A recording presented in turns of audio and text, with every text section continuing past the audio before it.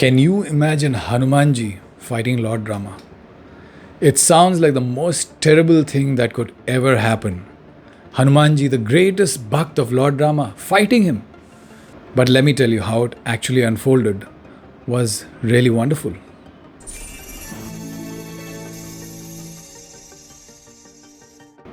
This is the retelling from the rich world of Bhakti folk tradition, where stories are passed down through generations. Let me be clear, it's not a part of Valmiki's Ramayana or the scriptures. It is folklore. But it's so powerful, so moving, that I had to try and bring it to you.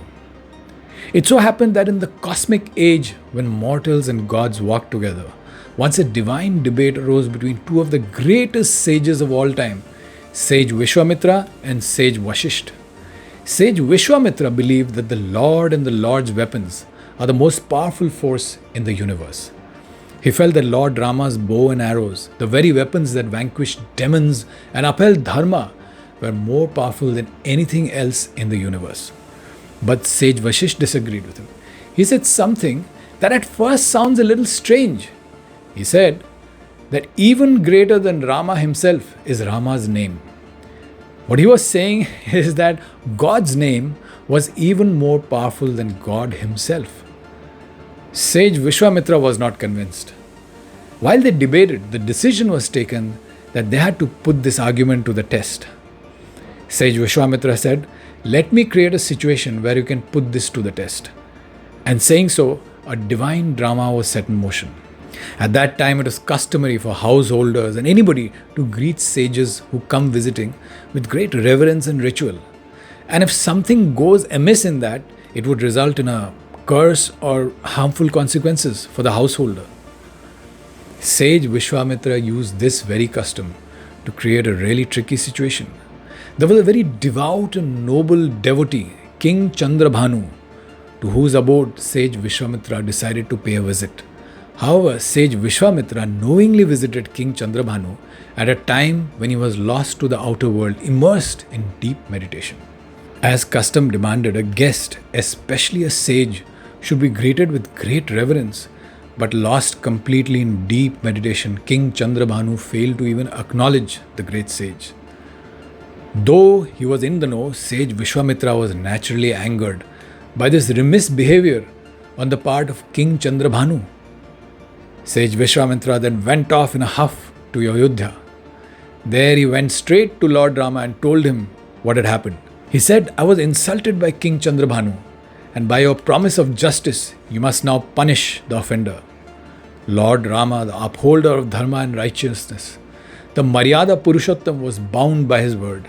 He immediately made a vow to kill whoever had disrespected Sage Vishwamitra. And so Lord Rama set out in search of King Chandrabhanu. Lord Rama had no idea that this vow would lead him to a most unexpected confrontation. The celestial sage Narada, who is always there everywhere and knows everything, realizing what had happened, immediately went to King Chandrabhanu. Narada told him what had transpired and how he had offended Sage Vishwamitra, and on the behest of the great sage, Lord Rama was on his way to end his life with his unstoppable divine arrows. Sage Narada said, "Rama is coming and nothing can stop his arrows." Terrified, the king asked him, "Is there any hope for me?" Narada replied, "Yes. Go to Hanuman, fall at his feet, but don't reveal who your enemy is. Not yet. First ask him for protection and make him promise in the name of Lord Ram." Desperate Chandrabhanu immediately sought out Lord Hanuman. He clasped Hanumanji's feet and cried, "Protect me, I swear I'll reveal everything, but only after you promise that you will protect me." Hanumanji, ever the guardian of the humble and the devout, said, "In my Lord Rama's name, I promise I will protect you even at the cost of my own life." When King Chandrabhanu told him everything, and Hanumanji found out that the one coming to kill the king was Lord Rama himself, he was torn. But his promise had been made in Rama's own name. So when Rama's army came to execute his vow, Hanuman stood in their path. With his unmatched strength and devotion, he single-handedly defeated the entire army. Lord Rama then had to send his brothers, and they too were stopped from moving forward by Lord Hanuman. No one could pass. And that was when Lord Rama himself arrived to fulfill his terrible vow. When Rama came to the spot where Hanuman Ji stood, like a mountain stopping a river, he was stunned to see him. Hanuman, you are standing in my path? He asked gently. Hanuman Ji folded his hands and bowed. Prabhu, forgive me, but I have taken a vow in your name. How can I let your name fall? Hearing what had happened, Lord Ram was devastated. He had tears in his eyes, but was still bound by his own promise. So with great sadness and reluctance, Lord Ram raised his divine bow and knocked the divine arrows and fired them at Hanuman. Meanwhile, Hanuman stood with head bowed and hands folded in surrender to his Lord Rama. Rama's unstoppable divine arrows moved and shot out with unmissable precision straight towards Hanuman.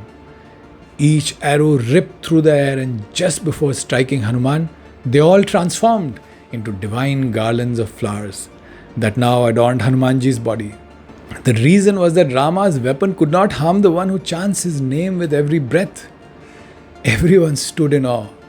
And then sage Vashisht turned to sage Vishwamitra and said, Now you see, the name of the Lord is even more powerful than the Lord himself, because Ram must honor the promise made in Ram's name. When this happened, Lord Rama smiled with joy, understanding, and his immeasurable love for his most devout and pure of devotees, Hanuman Ji. In that wondrous divine moment, Lord Rama chose to forgive King Chandrabhanu, not because the offense was small, but because Hanuman's devotion was so pure. And that is how this terrible idea of a battle between Lord Rama and Hanuman came to a deeply meaningful and beautiful end.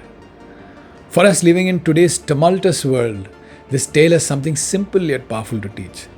And that is, even the sharpest arrows of fate can turn into flowers when the name of the Lord sits on your tongue and devotion fills your heart. This is the power of Bhakti, this is the glory of Hanuman Ji. And this is why sometimes what looks like a battle is actually a blessing in disguise. If you enjoyed this retelling, do like, share and subscribe to Mythical Lights.